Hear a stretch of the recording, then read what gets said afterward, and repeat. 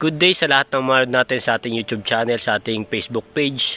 Yan, ngayong araw dito kami sa isang barangay sa beneficiary ni Commander, dun sa anak ni Tatay Erbing. At yun nga, kahapon yung araw ng libing ni Tatay Erbing, kaya yun, balik kahapon na ilibing na siya. So ngayon yung dating nila Ate Isabel, yung anak niya, galing doon sa Panganiban kasi doon nilibing si Tatay Erbing sa lugar niya, sa lugar ng mga pamilya niya, mga kapatid niya, kasi nandoon naman talaga yung ano nila, pati mga magulang niya doon nakalibing, kaya doon napagpasyahan na ilibing sa bayan nila sa Panganiban. Kaya yun, at yun nga, dito naabutan namin sila Ate Isabel, kararating lang din halos. Nagkasalisi pa nga kami kasi galing na kami ito kanina, kaso wala siya pagpunta namin dito. Tapos palabas na kami sa barangay na ito, nakasalubong namin yung kapatid niyang isa. Sabi nga dito na daw, naka-tricycle daw kanina. Hindi lang siguro namin napansin, nakasalubong namin yung tricycle kanina. Kaya yun, nandiyan nakausap ni Commander, kakamustahin kung ano yung mga nangyari doon, ano yung napag-usapan ng mga kapatid, kung naging okay ba yung mga anak ni Tatay Erbing. Yun, panoorin nyo lang sa vlog ni Commander kung ano yung naging desisyon nila Ate Isabel, nila magkakapatid, kung ano talaga yung, kung ano yung nangyari doon. Panoorin nyo na lang sa vlog ni Commander. At sure ako i-upload naman yan ni Commander mamayang hapon. At yun nga, tungkol dun sa nangyari kahapon kay Nanay Nonay, nakakalungkot na pangyayari. At yun nga, pati tayo na damay pa na ano, tinamaan din tayo ng tinamaan ako ng tsinelas dito, pero hindi naman siya masakit kasi tsinelas lang naman. Mabuti nga kamo si Nanay Nonay, kahit ganun siya nagwawala, hindi siya yung nakaisip na kasi kung tutusin, nandun lang sa tabi ng motor namin, maraming mga bato doon na medyo malalaki. Buti siya nakaisip na damputin yung bato doon, at tsinelas lang talaga yung pinangaano niya. Kaya kahit pa paano, parang alam yun, ayaw pa rin niyang makasakit. At kami naman, naunawa namin si Nanay Nonay kasi ilang beses na naman namin siyang nakikita na pagka ganung ano, halos tuwing hapon, ganun. Hindi naman araw-araw, pero basta hapon, bago magdilim, may time na inaabot siya ng ganun, yung sakit niya, nati-trigger. Hindi namin alam kung ano, kasi kung sa gutom naman, nadadala namin siya ng pagkain. Hindi namin alam kung napapasahan yung mga dinadala namin, kung may pinamimigay ba niya o may nakikialam. Pero sa pagkain naman, suportado naman namin siya. Halos tansya naman namin yung dala namin doon, na pagpunta ulit namin doon, yung alam namin na may 1 o 2 araw pa bago maubos yung dala namin na yun. Kaya tansya namin kung ilang araw, kung gano'ng tatagal yung mga dala namin pagkain para kay Nanay Nonay. At yun nga, kakalungkot lang kasi nandun kami sa shop. Karating lang namin noon galing sa mission. Nagtambay muna kami sa shop kasi yun nga, inasikas ni Mark yun doon sa shop. Tapos bigla na lang ganun ang nangyari kay Nanay Nonay, na biglang lapit kay Mark. At yun nga, nanghihingi, halos dati ganun na rin siya, nanghihingi siya ng pang merenda, inaabutan naman namin. Napunta na sa tindahan. Tapos pagka sa tindahan, bibili na yun ng merienda niyang maisipan. Madalas siyang ganun, binibigyan ng pera. So yun, ngayon iba yung nangyari. Sabi ni Mark, bago pa lumapit, kita na niya, alam na niya na wala na sa wisyo si Nanay Nonay, iba na yung isip niya. Kaya nung paglapit daw sa kanya ni Nanay Nonay, alam na niya na ganun yung ano niya. Pag sabi din daw kay Marcos na yung manghihingi ng pera, bukas agad si Marcos na, nasa likod ako ni Marcos, banda sa likod ni Nanay Nonay. Tapos pagka nagdukot nga si Marcos sa bag niya, ay walang barya, sabi niya babalikan na lang muna, kung babalikan na lang, bibilhin lang. Kaya lang ay yun nga, iba na yung ni Nanay Nonay, kaya naggano na siya, nagwala na siya doon. At yun nga, pinagsampal si Marcos, pati nga ako, tinatanggal ko yung susi dun sa motor ni Marcos. Nagtatanggal ako susi, kala ko si Marcos tayo na tapos maya biglang, yun nga, habang nagtatanggal ako ng susi dun sa motor niya, kasi nga inaano ko at baka sabi ko madama yung motor, matumba. Kaya ang plano ko sana, iikot ko yung motor, kinakalas ko yung susi dun sa may box. Bigla na lang akong nagulat kasi may tumama sa ganito ko tsinelas. Kaya napatawa din ako kasi wala akong kaalam-alam na babatuhin ako. Wala akong alam kasi hindi ko naman sila nakita. Nakatalikod ako sa kanila. habang inaano nyo nga ni Nanay Nonay si Marcos, nakatalikod ako, biglang tumama sa ganto ko. Doon ako napatingin. Tapos yun nga, hindi ko maiwasan, napatawa na lang ako. Kaya sabi ko, hindi naman ako nagagalit kay Nanay Nonay kasi ano naman kumbaga kabisado na namin siya. Kabisado namin yung ugal ni Nanay Nonay kasi matagal na naman namin siya nakasama. Kumbaga halos every other day nandun kami sa kanya dati. Ngayon lang medyo na madalang kasi may mga inaasikaso kaming beneficiary din na iba, may mga kailangan ding asikasuhin.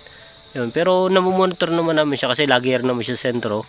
Kami nasa sentro, katulad ko, lagi ako sa sentro kasi pag may ako bilhin sila Marcos, ako yung nasa sentro, ako yung nagmumotor papuntang sentro. Kaya lagi ko siya nakikita doon, lagi siya doon sa may pinag-charge niya doon na doon sa center na yun, yung malapit doon. Lagi siya doon nakaupo, nagtatambay, nag-charge. Pag nakita ko doon, ganun din siya, nahingi din ng pang merienda, bibigyan ko kahit 20, 30, ganun, inaabutan ko siya ng ganun. Tapos yun nga hindi lang namin naasahan na ganun yung mangyayari. Pero nung nakaraang ganun na rin yun, ako naman yung pinag-iinitan nung nakaraang nagwala na rin yun na ako naman yung pinag-iinitan kasi yun gabi yun, siguro mga 9 ng gabi yun, medyo madilim na nun. Yun nga, medyo parang hindi na niya kami nakikilala at may binabanggit siyang pangalan na ako yung sa akin siya nakatingin pero ibang pangalan yung binabanggit. Sabi niya ganun, parang may galit siya dun sa isang tao. Tapos parang hindi ko alam kung nakakamukha ako siguro nung gabi na yun. Alam niyo naman si Nanay Nonay pagka medyo nag-hallucinate yung isip niya. Kaya siguro napagkamalan niya ako ibang tao. Ako yung pinupuntahan niya nung gabi na yun, nung nakaraang gabi na yun. Doon din mismo sa shop na yun. Hanggang sa sinarangan namin yung shop, nasa loob kami, binaba ko yung pangsara ng shop, binaba ko para sa ganun. Hindi madama yun kasi salamin yung shop nila Marcos. Kaya binaba ko na muna. Baka kasi yun nga, isip na yung bato nung salamin nyo baka mabasag. Kaya ganun yung ginawa ko. Kaya lang ako talaga yung punterya nung gabi na yun. Kasi nga yung nangyari naman kahapon yun, hindi na namin naasahan. Wala tayong magagawa. Yan talaga, nag-trigger kasi siya nung siguro kaninang magagaling ako doon, intusan ako ni Marcos na silipin doon si Nanay Nonay. Kaninang maga siguro mga alas 7 siguro ng umaga. Kinata ko ni Marcos, nag-message sa akin na bisitahin ko si Nanay Nonay, baka okay na, baka hindi naman na ganun yung niya. Tapos pumunta ako doon ng umagang-maga. Pagpunta ko sa bahay niya, wala siya doon. Hindi ko alam, baka maaga rin umalis, maaga naglakad-lakad, hindi ko alam kung saan nagpunta. At hindi ko naman na hinanap, basta tinignan ko lang siya doon sa dalawang bahay niya, doon sa may malapit sa Batuhan, tapos yung malapit doon sa may resort doon sa may Cuesta. Tinignan ko doon kaso wala naman, kaya nagbalik na lang ako. Hindi ko na hinanap doon sa paligid kasi alam ko baka naglayas kasi medyo na rin may araw na, kumbaga umaga na rin talaga. Umaga alas 7 yata ng umaga nung pagpunta ko doon. Wala naman siya doon. Kaya nga sabi ko baka naglakad-lakad na nga. Kasi kaya ako pumunta din doon, kaya sabi ko kaya siguro pinapunta ako doon ni Marcos. Gusto namin ma-confirm kung okay na siya.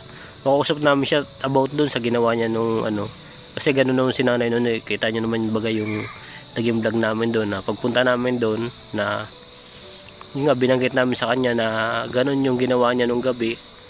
May lang siya ng tawad sa amin, pasensya na niya. Na-warshock lang ako, sabi niya ganun sa amin nung dati. Kaya inisip namin baka ganun din yung magiging reaction niya ngayon sa ginawa niya kahapon. Kaya nga sabi ko, kaya nga gusto namin makita, gusto namin mapuntahan doon para makausap din ni Marcos kasi wala nga siya doon, kaya hindi na pumunta si Marcos. At yun sana yung plano namin titignan ko muna kung nandun. Pag nandun, tatawag ko si Marcos para kausapin namin. Kaya lang wala, hindi natin naabutan doon. Nakakagulat lang nangyari kay Nanay Nonay, pero okay lang yun. Sabi nga namin, naunawa naman namin si Nanay Nonay, baka kabisado namin yung ugali niya. wala man tayong magagawa, di tayo pwedeng pumatol sa ganun. Hindi natin siya pwedeng patulan kasi ganun naman yung ano niya. Saka kumbaga mas nangigibabaw sa amin yung awa sa kanya kaysa kahit pag ganun yung ginawa. Tinamaan ako ng tsinelas dito sa banda tayo nga ako tinamaan ng tsinelas. Kaya lang yun nga, hindi ko magalit kasi si Nanay Nonay na yun kumbaga kilala namin siya, kaya hindi namin magalit sa kanya. Yung nga lang, marami din alam ko marami rin naman sa inyong gustong bitawan si Nanay Nonay, pero hindi ko alam kay Marcos kung ano maging desisyon niya. Siguro sundin namin yung mga sinasabi niyo na lapit na siya sa LGU o sa government na maaring mas makatulong sa kanya o kaya sa mga anak niya. Kaso yung mga anak ko lang parang mawalang pakialam yung mga anak. Ilang beses na namin kinokontak yung mga anak nun. Halos na scam na nga kami. Ilang beses kami nag-attempt na kontakin. May nakukontak kami pero counting conversation, tapos pag hindi na nagre-reply or may message ulit namin, wala na. Hindi na nagsinsin. Napaka ng mga anak ni Nanay Nonay. Hindi, kumbaga kahit man lang isa sa mga anak niya. Ilan yung anak niya? 6 or 5 yata. Limot ko kung ilan yung binanggit niyang anak niya.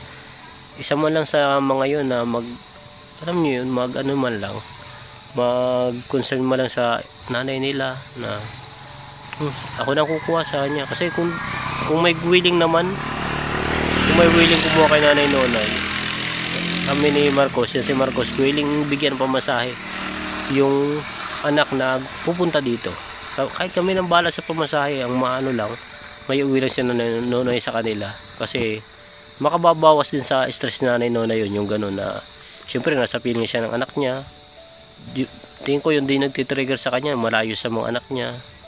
Yun din niya. Yun din nagtitrigger sa utak niya, kaya siya sobrang stress, sobrang depressed. Kaya hindi namin alam. Basta bahala na kung ano yung magiging desisyon namin ni Marcos sa kanya. Pag nakausap namin, pag nakita namin, kung ano maging desisyon pa namin doon. At yun nga, ginagawa naman namin lahat para matulungan pa si Nanay Nonay. Hindi naman baka kita niyo naman, hindi naman kami natigil lang tulong sa kanya. Kahit naman maraming mga nagsasabi na iwanan na namin siya, pero tinatry pa rin namin yung best namin kung ano may tutulong namin sa kanya. Kumbaga mas nialawakan pa namin yung pangunawa namin sa kanya kay Nanay Nonay, para sa ganun din, kumbaga palay natin gumaling din si Nanay Nonay, maging okay din siya. Kasi madalas naman okay siya, mas madalas yung okay siya kaysa dun sa sa nagagaganon siya na yung nagwawala siya. Mas sobrang madalas yung okay siya, mas yung okay siya, marami yung araw na okay siya kaysa sa pero yun, wala tayong magagawa. Gano'n talaga si Nanay Nonay. Unawain na lang, tapos bahala na kung anong magagawa natin. Kasi dito naman sa Bicol wala namang ang hospital dito na yung pwedeng pagdalan sa kanya. Dito sa amin sa Bicol wala. Ang meron daw, nababasa ko sa mga comment, Mandaluyong meron, pero sobrang layo na. Yun nga, kung sa mga anak niya siguro malapit dun, mas malapit sana dun. Kaya wala, takot man kaming ibiyahe si Nanay Nonay. Gusto namin siyang ihatid, kami na mismo maghahatid sa 4 wheels. Ang kinakatakutan lang namin, once na mag-stop over kami at biglang umalis si Nanay Nonay, kami yung masisi, kami magkakaproblema kasi kasama namin kasama namin sa sasakyan, tapos stop over kami, kumain kami, bigla siyang nag-alay sa amin. Hindi namin napansin, bigla siyang naglakad kung saan, hindi namin makita. Yun, kaya yun, at dito na si Commander, tapos na. So mamaya natin tuloy, papunta muna kami sa mga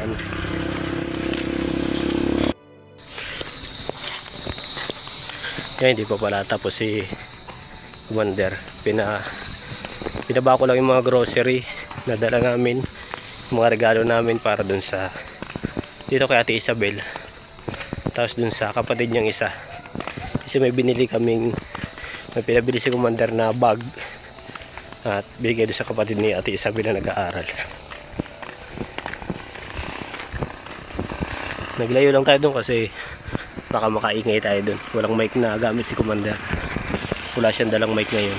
Kaya baka pag nag-vlog tayo dun sa malapit is makaingay tayo dun sa ini-interview niya. Kaya naglayo na tayo dito sa andun pa yung sakyan. Kaya okay lang yan. At yun nga, balik tayo dun sa sa topic natin. At yun, bahala na kung anong maging decision namin kay Nanay Nonay, kung ano yung maganda para sa kanya. Kasi yung nga sabi nga namin, hindi kami pwede maghatid sa kanya dun mismo kasi at kung maglayas nga, kami pa yung magkakaproblema, kami pa yung buti sana kung may kasama kami pamilya niya na kahit isang mala sa mga anak niya na kumbaga mayroon kaming may permiso kami na ihatid siya, yun, kung ano man mangyari alam ng mga niya, kaysa ihatid namin na walang alam yung mga anak niya, mahirap po yun, kami pa yung magkakaproblema, kaya hindi namin siya maihatid, kaya mas maigi pa sunduin ng mga anak para sa ganun. Sagot naman namin pumasahe, wala nang problema sa pumasahe. Nasagutin naman doon ni Marcos. Basta may isa man lang sa anak niya na magbagad ng loob na sunduin yung nanay nila. Kasi nanay naman nila yan eh. Alam nga naman kaso wala, pabayaan kasi nila. Pakahirap yung si Nanay Nonay. Naawa lang din kami kay Nanay Nonay kaya ganun. Hindi na may iwan-iwan kahit na ganito yung ginagawa sa atin, ganun yung ginagawa niya. Pangalawang beses na to, kaya huwag na sana mapangatluhan, huwag na sana. At bagay mahaba ng pasensya namin hanggat kaya naman pasensya, lalo't ganyan yung sitwasyon, mas nauunawa natin yung mga ganyan. Okay mo lang sana kung walang problema sa pag-iisip tapos ginanyan ka, doon siguro kahit lumaban ka, gumanti ka, pwede siguro yun. Pero pag ganyang may problema sa pag-iisip, dapat kung mahaba yung pasensya mo, mas mahaba pa dapat, sobrang mas mahaba pa. Pagod. Yan, nakapambahay lang tayo, nakashort lang tayo ngayon.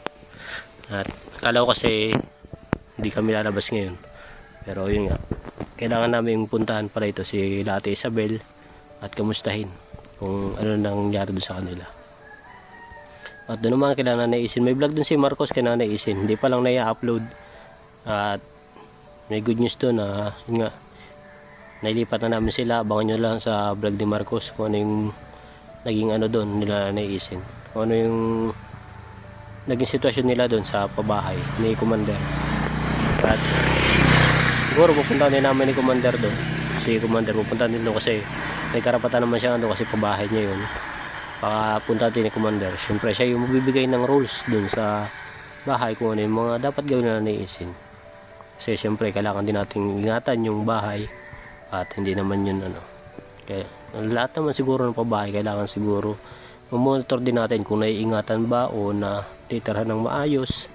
Kasi kung ang beneficiaries ginagawang yung bahay, ilang pa lang may sira na or kung sobrang dumi na, napaka walang respeto naman kasi pabahay naman sa kanila kumbaga binigyan ka na nga ng bahay, ingatan mo, pahalagaan mo.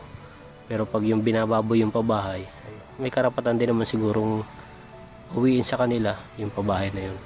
Sir Paul ganun din naman, pag alam niyang binababoy yung pabahay, binabawi nila. O kahit yung mga dati, yung mga kalingap, ganun din siguro sila. Kaya yun.